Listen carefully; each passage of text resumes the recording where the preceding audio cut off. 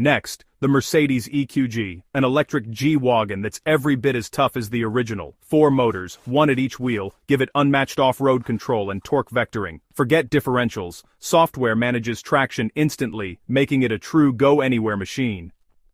The EQG's party trick? The G-turn. It can spin 360 degrees in place, tank style. Power comes from a 108 kWh battery with a targeted 310-mile WLTP range, impressive for a luxury brick.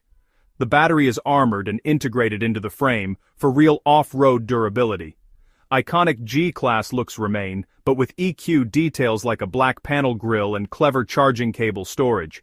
Inside, its classic G-Wagon meets cutting-edge tech, high seating, robust materials, and the latest M-Bucks system. The EQG bridges heritage and innovation, proving electrification can make even the toughest off-roaders better. It's not just an EV, it's a G-Wagon, reimagined for the future. Mercedes shows that electric power isn't just for sleek sedans, it can make legends even more capable. The EQG is a bold statement, tradition and progress side by side. If you want luxury, capability and pure presence, the EQG delivers.